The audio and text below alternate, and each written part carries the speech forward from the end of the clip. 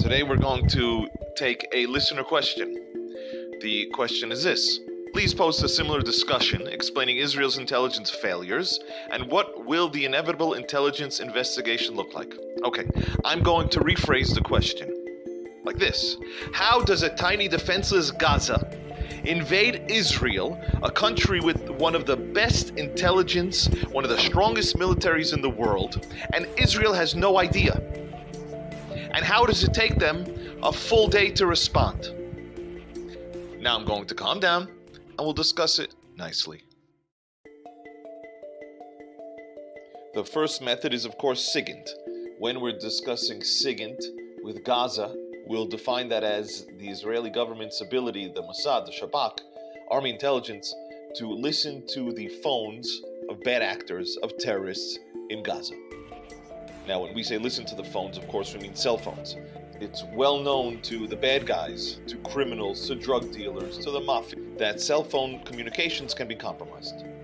So we should assume, of course, that Hamas and other terror organizations, at least on upper levels or sophisticated levels, have long since dropped the use of any relevant or damaging cell phone communications.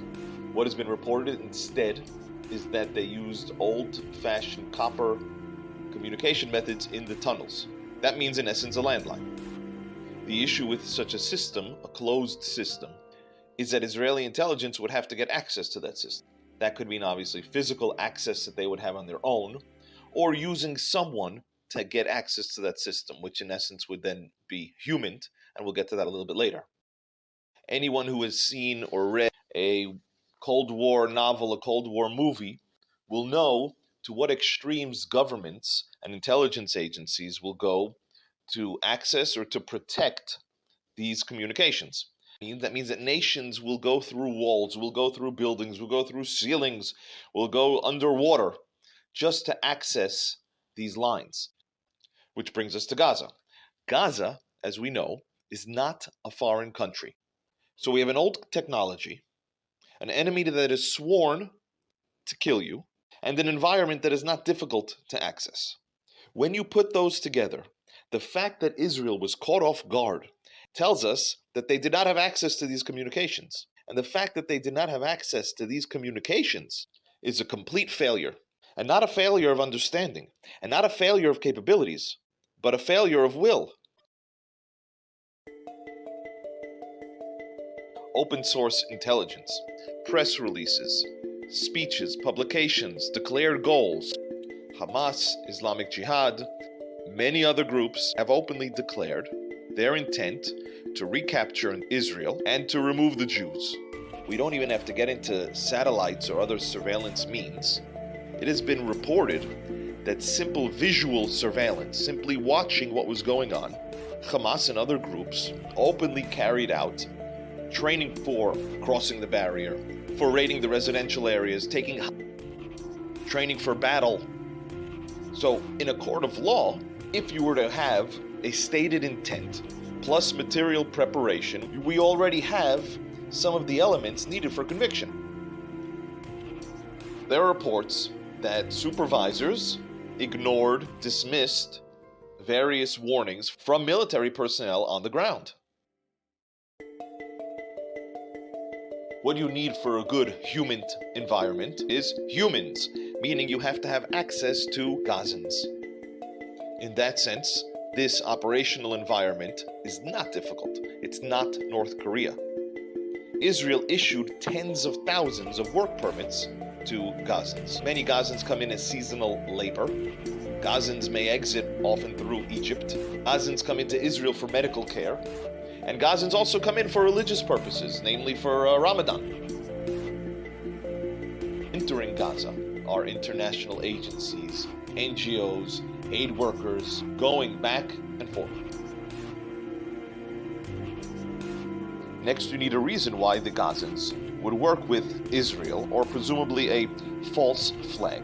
Any spy novel will explain that a false flag would be Israel posing as another country. Here we have a population with indeed a great need, great financial need, medical needs. There's also tremendous political internal strife between Hamas, the PA, and other groups. So there are sufficient reasons why a Gazan would feel disenfranchised, be willing to talk to an outsider. So we've established, intelligence-wise, it's easy to get to Gazans, and Gazans should have reasons to talk to foreigners. So the next question we have is, who knew about this operation? If I could get my human officers next to Gazans, and Gazans are willing to talk to me, it really doesn't help me if nobody knows what's going on. So let's recap what happened on October 7th. Thousands of Gazans entered Israel. Thousands, fighters, civilians, Hamas, other groups. They came in vehicles, they came in pickup trucks, they gassed up their motorcycles. Early in the morning, 5, 6, 7 in the morning, they were ready. The bulldozers were ready to break through the fences. Their GoPros were charged. They got their tactical gear and their weapons. Again, thousands. So the idea that this was some kind of secret mission that very few people were aware about has to come into question. In our calculation, when we see the environment in Gaza, when we see the scope of the operation that went on, and the fact that Israel was caught completely by surprise, that has to indicate to us, yet again, Israeli intelligence had not penetrated in significant levels to be forewarned about this operation. This is not a difficult intelligence operation. So this tells us yet again that this is not a capability question. It's not a concern that they were unable to do it, but again points us for the third time to a lack of will. So what is pushing this lack of will? This risk aversion? What are we afraid of? What is Israeli intelligence afraid of that they cannot operate in areas that should be relatively easy to operate in? And the recurring reason will be all roads lead to the United States. Point being, Israeli leadership, military leadership, intelligence leadership, political leadership, they are all deathly afraid of what will the Americans say, what will the French say, what will the media say when reports come out that Israel operated within Palestinian Authority jurisdictions. So let's go through a few anecdotes to demonstrate this point. In 2017, Israeli military intelligence conducted a highly secretive mission deep into Gaza. Now we know about it because it was reported widely on Al Jazeera and elsewhere in the media. Israel sent in 17 intelligence operatives or military operatives into Gaza. They entered in 2 vans, dressed as civilians, supposedly one extended family going to visit a family member in a hospital. They were detained by local Hamas authorities, held for 45 minutes, and eventually a gun battle broke out. Sadly, one soldier was killed, another was seriously injured. They had to be removed by helicopter, and in the end they lost sensitive intelligence equipment. Photos of the operatives were all over the media. Military lingo, a real cluster. Secondly, just a few weeks ago, in Jenin, although the same thing happened in 2015 in Hebron, Israel sent its military operatives undercover into hospitals and went and did targeted assassinations of wanted terrorists. They went in, they went out, apparently got the targets they wanted. Great. Now, 2010, Dubai, reportedly the Mossad, put together an extensive operation to assassinate a Hamas operative in his hotel room. The Dubai police or counterintelligence agencies put together an impressive report and impressive forensics and were able to determine which Israelis or other foreigners came in, came out, where they stayed, their aliases. Excellent counterintelligence work. From the Mossad perspective, they went in, they did their job, they came in, they came out, no one was caught, they did their mission. Also excellent.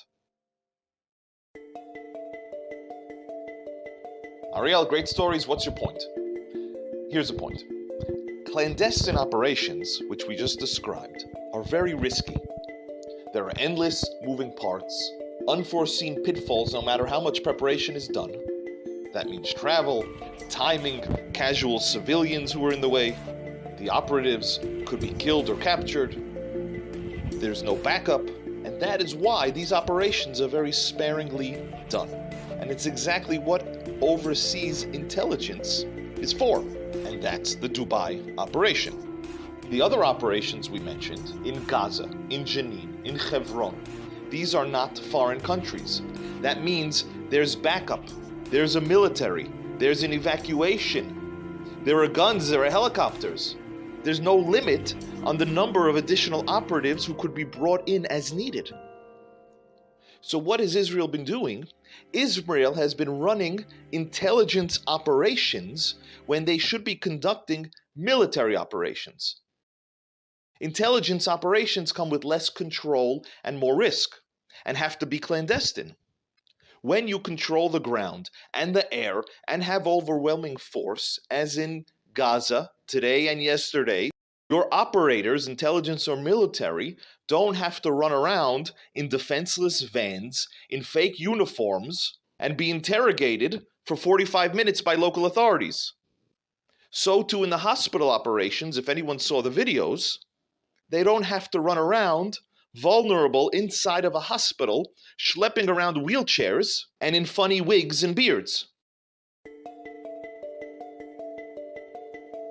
So why do we do this? Why do we conduct intelligence operations when we should be doing military operations? And again, it's not a lack of capabilities, it's not a lack of ground control, it's not a lack of force. That's all in our hands. It comes down to will based on risk aversion.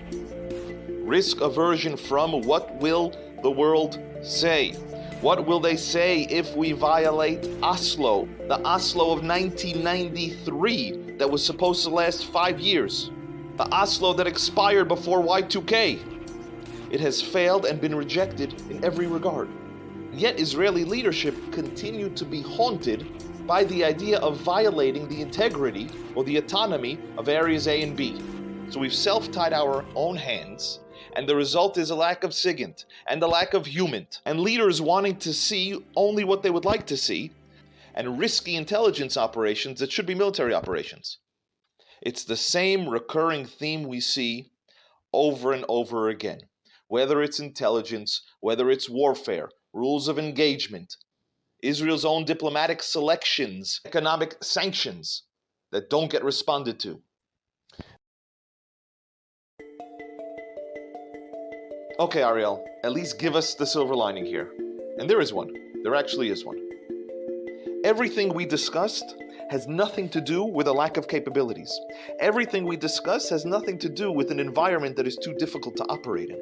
Everything that we discussed has to do with Israel having control and power and the capabilities to do what is necessary in intelligence and military. So the silver lining is that we don't have to adjust our capabilities. The capabilities are there.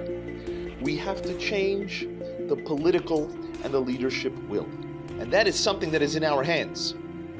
By putting out the message, by speaking to our leaders, by changing our leaders as necessary, and letting it be known that we don't want, and we don't expect, and we will not accept an Israel that is weak, and that is beholden to foreign powers.